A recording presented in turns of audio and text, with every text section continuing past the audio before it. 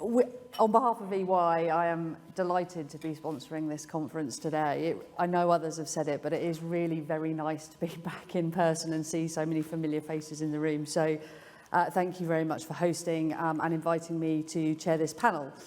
I am joined by 4 excellent panellists who I am expecting to give us some excellent views over the next 40 minutes or so. So next to me is Bim Afolami. He is the MP for Hitchin and Harpenden, but also the chair of the cross-party group on financial markets and services. Thank you for joining us. Followed by Donna, who's the General Counsel for Citadel in Europe. Charlotte Stalin, who is the sector lead for financial markets at Simmons, and last but not least, Peter Rutland, who is a managing partner for CVC Capital Partners.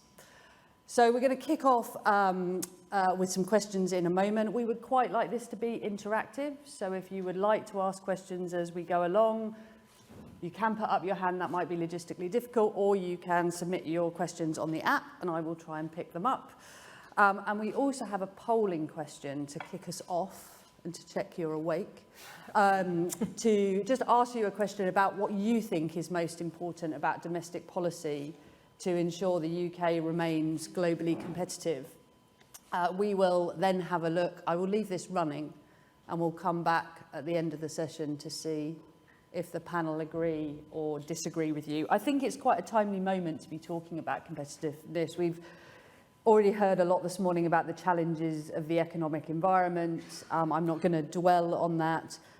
Much like City UK, we EY also love data, and we've just published one of our most recent surveys on UK attractiveness for financial services, which looks at foreign direct investment into the UK and across Europe to look at the competitive position. And the good news in that survey is the UK remains top of that list. So most foreign direct investment coming into the UK than anywhere else in Europe. The less good news is the gap to others has closed. So France are now actually not very far behind the UK in terms of that investment profile. So for me, the message from that is we're doing well. The reputation of the UK stands before it, not least in its regulatory position. However, we can't be complacent. So there is much that we need to continue to do to move forward, and that's, I think, what we're going to talk about today.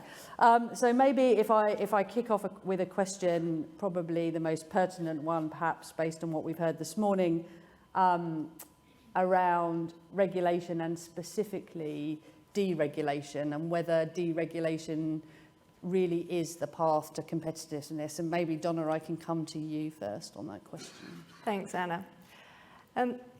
So I think what has always made the UK an attractive place to do business, and what has enabled it to firmly establish itself as a global financial centre, are a number of factors. First, certainty around the rule of law and respect for due process. The second factor, I would say, is consistent and strong regulatory standards, which focuses on market integrity, operational resilience, consumer protection, but which also encourages innovation, creates a level playing field, and supports competition. And then I think the third factor, which has helped, is a robust, independent and experienced regulator who has been very clear in communicating their supervisory expectations and priorities. I think these factors have helped create confidence and trust in the financial sector, and has opened up access to investment in the UK, both from domestic players and international players as well, and has sought to attract talent to the UK, to the financial services sector, globally. So I think when we talk about the debate about deregulation, I don't think anybody in this room, policymakers, regulators, market participants, end users, want to rip up the rule books or look for a race to the bottom in terms of market standard. That would effectively undermine the trust which has been built in the sector. So I'm not sure you can equate a focus on competitiveness with deregulation. So that's my personal view. Yes, and it's hard to disagree with that, I would say. I don't know, Charlotte or any on the panel, whether you want to comment further on deregulation or even divergence, actually. There is a school of thought out there, I'm not necessarily saying anyone on this panel will agree with it, that divergence might be something we should now look at now we have an ability to, and whether that could provide... I mean, in the interests of stopping us agreeing, because that's boring, I think that it's obviously very difficult to disagree with what you said, Donna. However, there are areas, and I picked one obvious one that I was talking to Treasury about the other day, which was around Solvency II, and about using pension capital, whether it be to invest in infrastructure or do various other things, in the way that foreign pension funds, OMAs, Ontario Teachers Pension Funds, I don't quite know why Ontario has so many teachers, but these funds invest in British assets, and British pension funds do not have the same ability and the same flexibility to do that, right? That is one area where changing the rules can make Britain a better country, make our financial services sector more effective. I picked one because it's one that's familiar to you. It is wrong for us to say that we should not be seeking and looking at other types of thing like that. I'm not now saying there are 50 of them, but what I'm saying is where you think it's significant enough, diverging from pre-existing rules, even that exist in other parts of, or the rest of the EU or the European Union, can be beneficial. And to address your point very directly on competitiveness, I mean, let's think about the London Stock Exchange, okay? They are very capable, very hardworking people who work for that institution, and they have been for a long time. It is also no secret that the London Stock Exchange is not at the same position that it was X number 10, 15, 20 years ago. And I repeat that the people there are working very hard, they're very capable, they're doing great things. The competitiveness of London Stock Exchange is not just about the rules, it is about a wider environment, very other things that are going on. And those are the things that frankly impact just as much as rules, whether it be the nature of immigration system. That's why things like the Office for Talent that we've set up, which most people don't know about, but is really effective, things like that are really good. Or whether it be the legal system, as you mentioned. So I think that we've got to think of competitiveness in a broad way. It's important that the regulators have it as a secondary, or we're changing it so that it can be a secondary objective. But I think it's important to, yes, look at rules, but also think about the wider sector. So you kind of taken my second question there, so I'm going to put it, because I was going to ask you if you did agree that that should be a secondary objective for our regulators, yes. And it sounds like you do. Yeah. But do you think there is more than that? So what else would you be building into the Financial Services and Markets Bill to improve the industry competitive? We heard some of it from John, but in your opinion, what do you want to see in that bill? So it's difficult because whenever you have a bill, and this is it's a 2-year session, this is the only financial services piece of legislation you're going to get in this session. So the temptation is to say, I want to throw as much as possible into that bill so that you don't have to worry about legislating for elsewhere. You've got to guard against that. Why? Because if something becomes so big, what actually happens is the scrutiny is lessened. A lot of things that happen by statutory instrument, the sort of secondary pieces of legislation, then don't get done for such a long period of time. You almost think, well, you should have probably done that by primary legislation in a few years' time. However, I think it's important that we use what you might loosely describe as the green agenda as an opportunity, a competitiveness opportunity for United Kingdom. I think that that is something that we can do, we already are doing, but we can highlight it. And if we have something in the bill that can help us on the way to that, I think that would be beneficial. But I also think, we've had the Hill review, we've had the Khalifa review. There are various things that we have to just get on and do, rather than just make laws. We've just got to do the right things. We know what improves our competitiveness, so let's get on with it. I was going to say, I think I agree with that, but if we kind of knew what... When people our say competitive- things like that, they don't agree. Yes, you are right. So I agree with part of it. How about that? Because I think if we knew exactly what we needed to do, I kind of hope we would have done it. So that is an assumption that I used to have, which is smart people, like the people in this room, people who control businesses, people who control assets, control capital, they know what needs to be done. And through all their conversations, it sort of, with civil servants and politicians, it just sort of happens. I'm afraid it doesn't really work that way. This is why conferences like this are so important, because you would be surprised at how seriously people take what the industry says. I know it may not always feel like that, but people really do. And yes, there is, and I'm sure John talked, the strategic stuff they're looking at, all of that comes from the industry.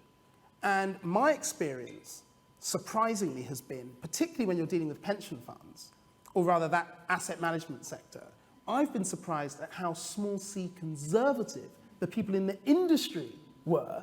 It wasn't like, the industry was saying to us, oh, we want to do all these things, we want to change this, we can do more of this. Actually, the industry was sort of very small c conservative, and it was actually the politicians and the civil servants that were often saying, couldn't we do a bit more? Couldn't we do a bit? So you guys are really important as to help building our sector. And Bim, just to follow on from that, I'd like just to take us back to what Donna said, because when the UK financial services market is working well, all those things about rule of law and stable, clear regulation are a big advantage to us. But I think that for me, the biggest challenge has been the gap between intentions and how we operate when things are going well, and actually on the ground repeatedly the operational inefficiencies and the cultural mismatch between the statements of wanting competitiveness and efficiency and actually really what happens. And so two things have happened.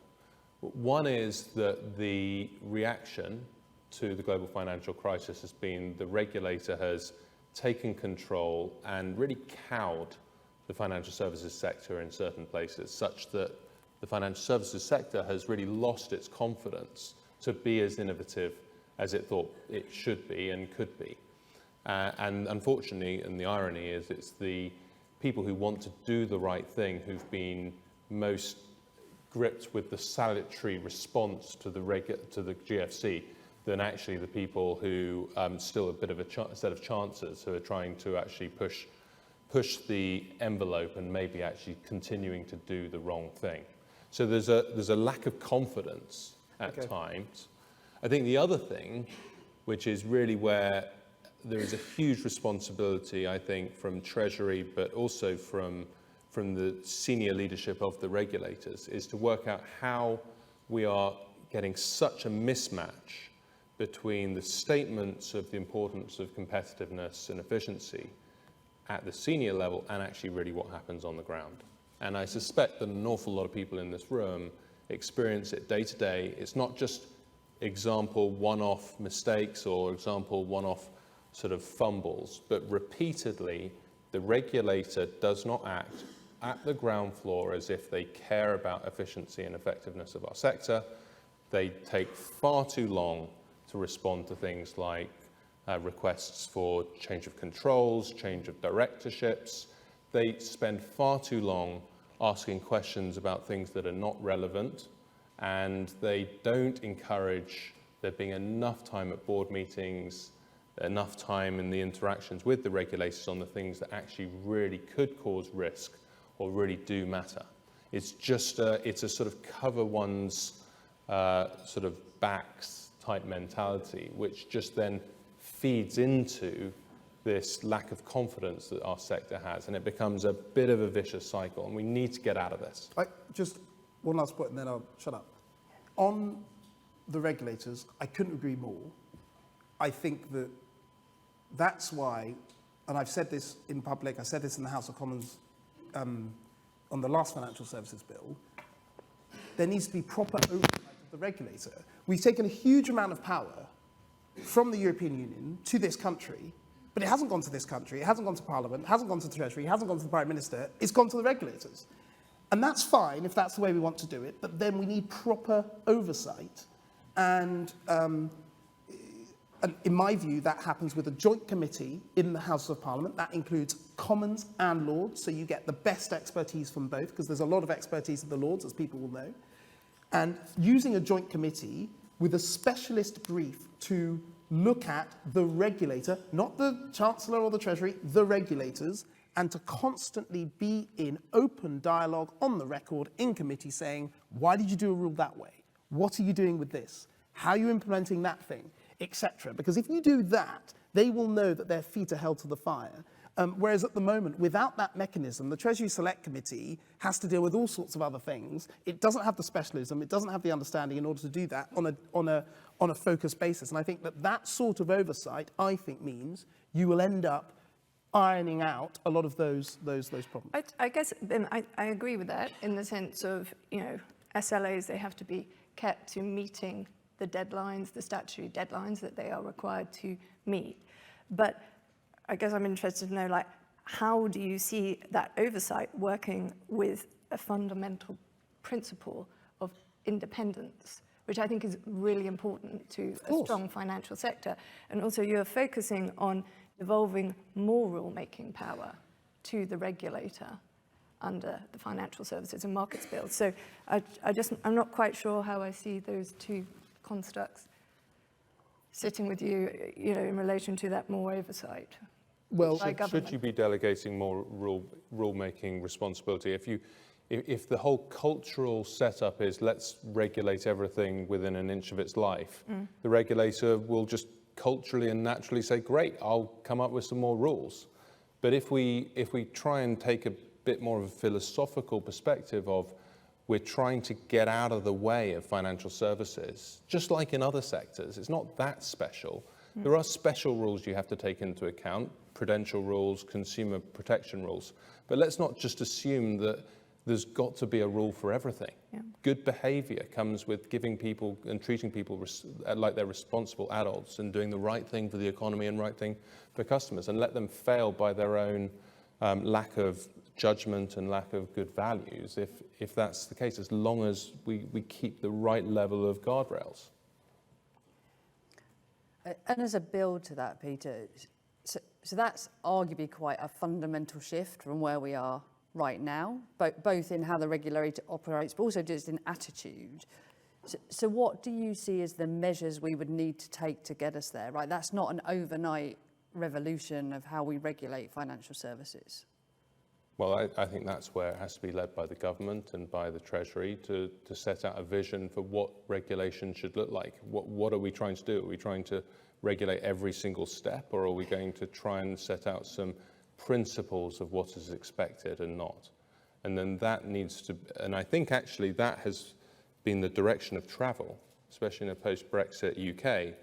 But for me, the bit that it's getting stuck on is not in Treasury, it's not even at the leadership level of the regulators, but it's actually in a cultural transference from what's going on at the leadership level down to actually to the ground floor and the coalface, where there's still an expectation that people have to go through processes and they accept inefficiency that will block up the ability for us to create value for shareholders, create value for customers, because they feel like regulation is a goal until itself. And are there examples that you or others have seen in other countries where they do this differently, do this better? Are there things that we can learn from? Because I would say we hold ourselves out as gold standard in regulation, and that carries a lot of the UK and the city's weight around financial services, and I think that's incredibly important. But are there people there who are catching up or in certain areas doing better?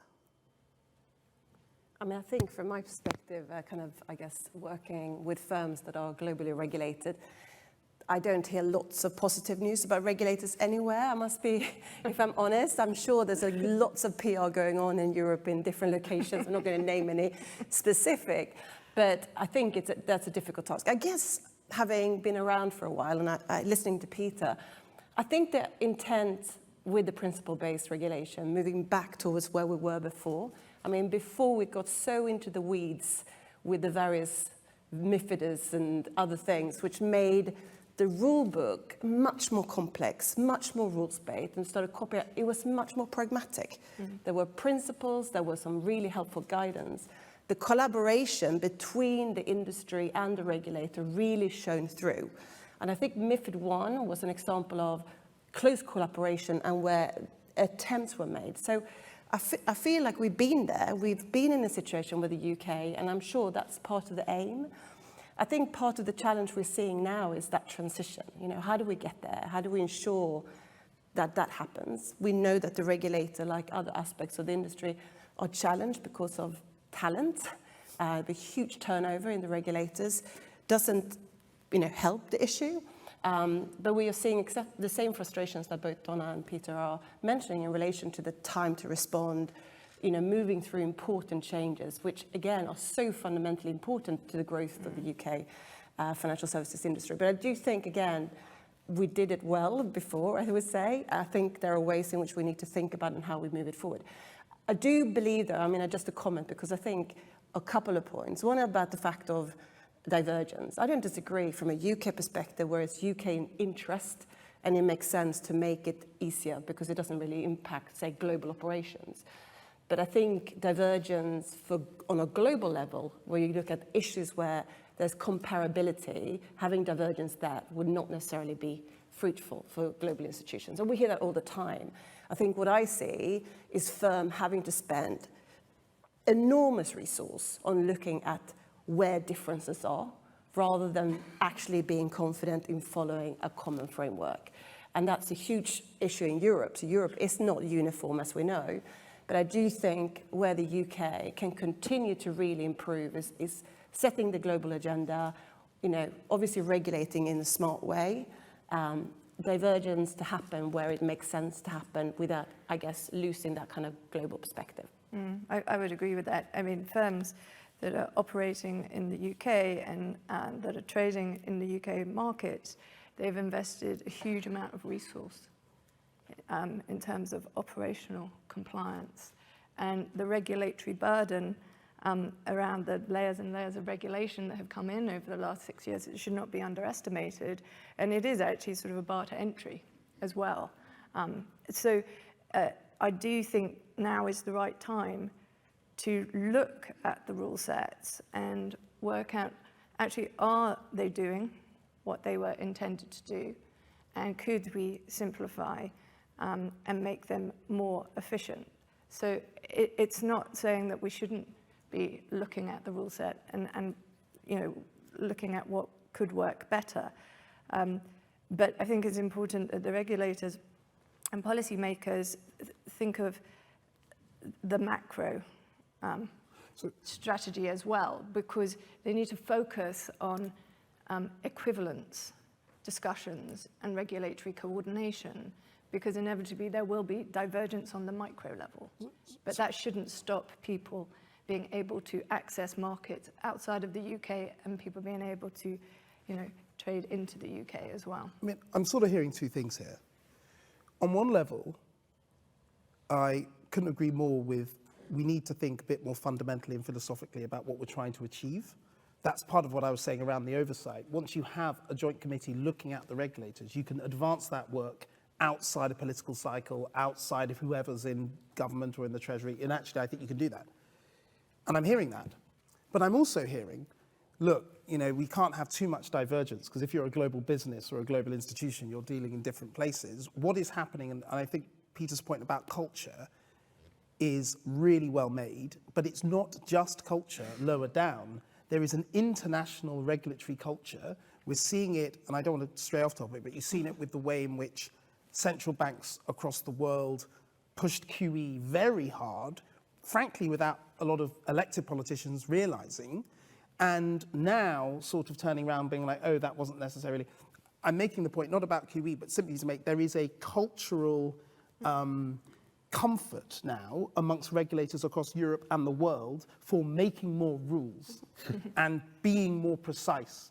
And so how do you operate and marry those two things? How do you get a simpler, more effective, more dynamic financial services sector in the UK, at the same time as saying, well, we can't have too much divergence from what they're doing in other countries, because actually what they're doing in other countries is broadly what they're doing in the UK.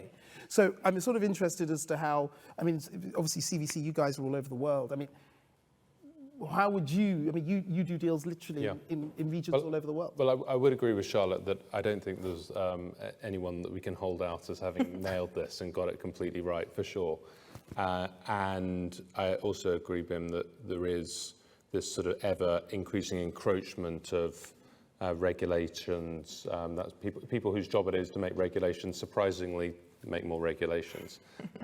But the trouble is that we're sort of fastidious and law-abiding culture in the UK. And so we are actually, I sit there just smiling with the great irony that Solvency II is something we've taken on. We're now platinum plating a gold-plated process. And this is something that was meant to give us access to the European Union, Union countries to operate in, and we're not able to operate it there. I kind of feel it's a bit like the passport control nowadays, that you go into a foreign country, you can't go into the EU lane, but the EU guys can come into the UK lane when they're coming back into the UK and skip the queue. And so I think that the key thing is, at the edges, trying to encourage our regulators to not see that it's Solvency II plus. It's Solvency II plus or minus. There'll be areas where we think that, in this example, that there are things that need to be adjusted to secure our prudential and our customer protections. But there are other areas that, without being broadly divergent, we just don't need to platinum plate things. And there's a whole set of areas of judgment that can be enacted by regulators. And if we can ensure that that judgment is included genuinely with the competitiveness and effectiveness mindset, and I think that we will be able to come up with better outcomes. But I just keep coming back to the operational, organizational and cultural challenges on the ground of the regulator are things that just need to be grasped and grappled with, because we can sit here in conferences all day long talking about what should happen. The transmission doesn't happen unless we can get great leadership that forces change there, so people will feel like on the ground they will need to behave differently.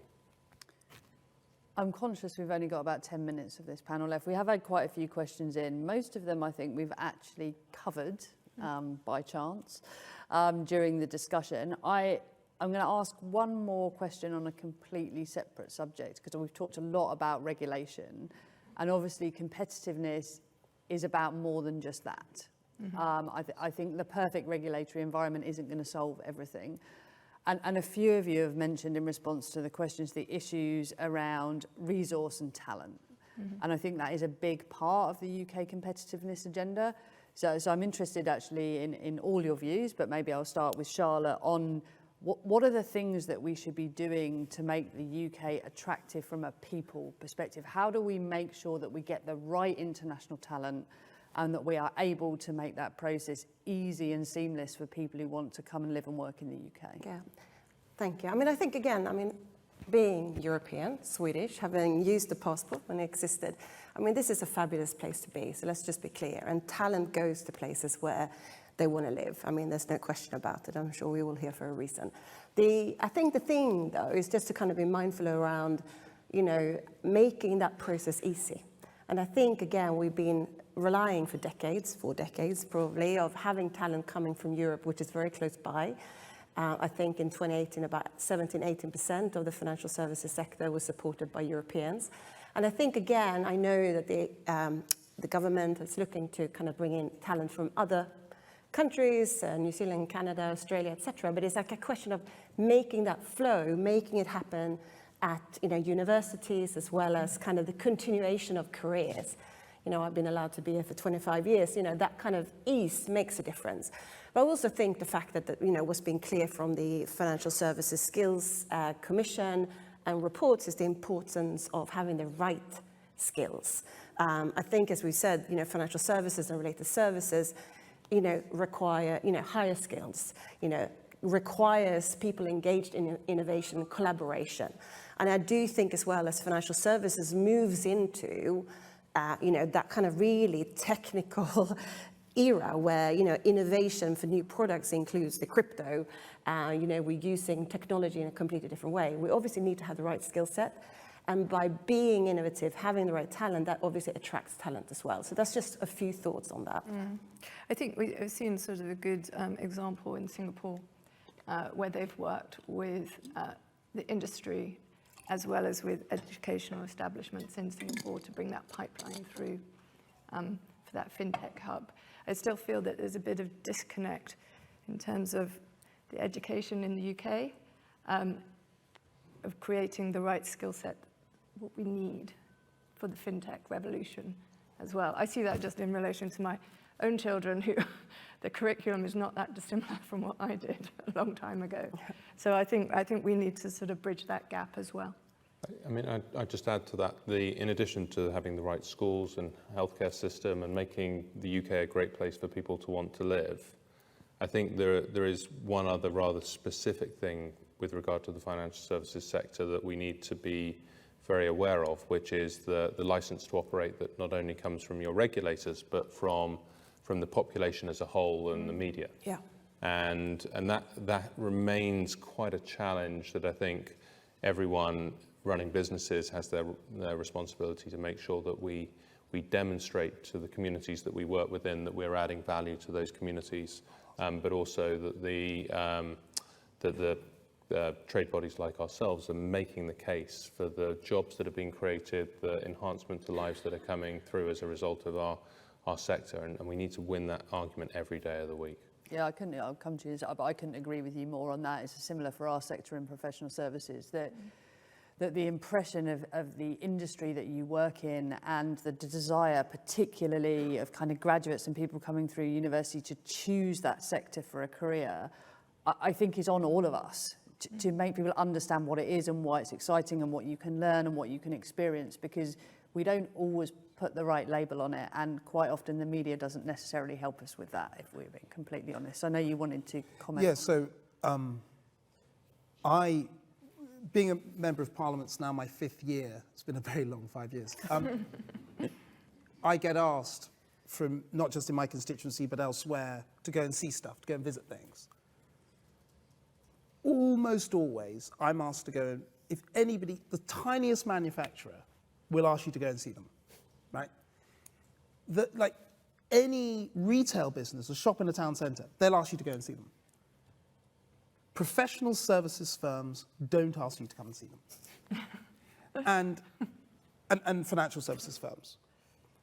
And I'm somebody who actually cares about this stuff, and I know about it. I came, many years ago, I remember being, a corporate lawyer, and then I went into strategy at HSBC, and I even know about this stuff. Really, you don't get asked.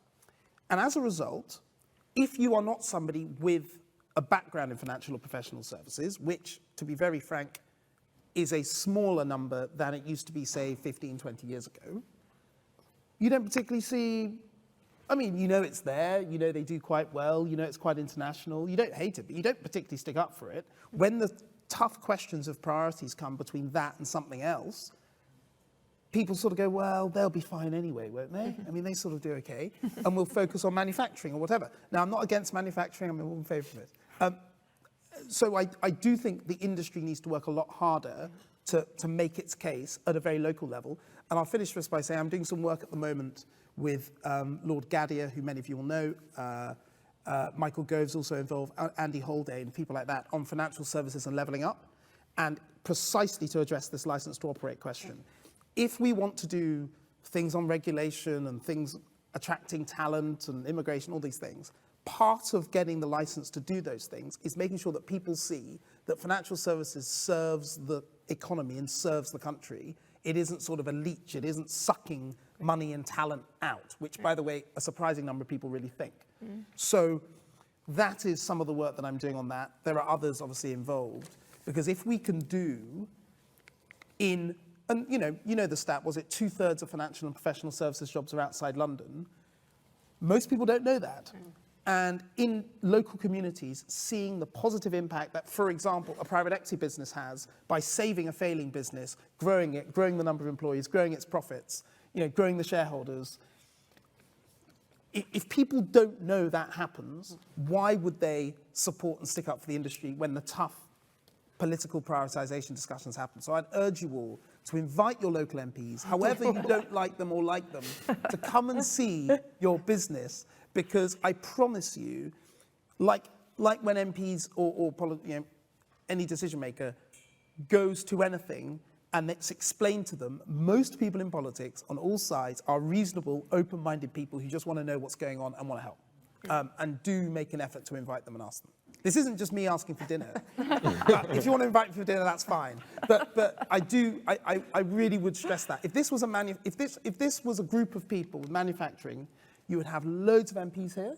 There'd be like high-vis jackets and helmets everywhere. There'd be a buzz about it. There'd be photographers everywhere. I'm serious. That is what you would have. And I just think you've got to slightly think of that mindset, and then the media will follow. That is an excellent point, I think, at which to go back to our polling question, because lots of the things you have just talked about were on that list. So it'll be interesting to see whether the audience think they're as important as you are. On that, I do completely agree with you. We need to do a better job at selling ourselves. So this is what the group thought that we needed to do. See, anyone's... Possibly not surprisingly, the leader is around regulation, which we spent most of the time talking about. Interestingly, levelling up quite low. I would have gone higher on the workforce one, probably. That would have been in my top two. Yeah.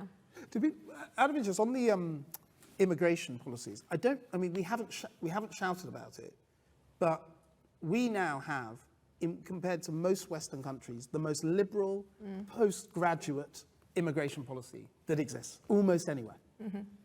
And do lean into that, and we've got that through over objections of some, because we know how important it is. Okay, on that note, I think we are almost out of time. So I would like to thank the panel very much for what was I think, lively debate that we didn't all agree on, which was excellent.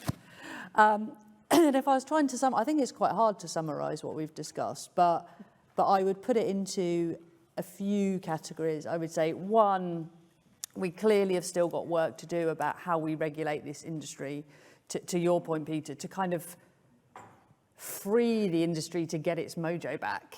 And that might link to our ability to market ourselves better. If we had a bit more of a spring in our step and we're a bit more confident about what we could achieve, we might become more attractive as an industry. So I think those two things are quite connected.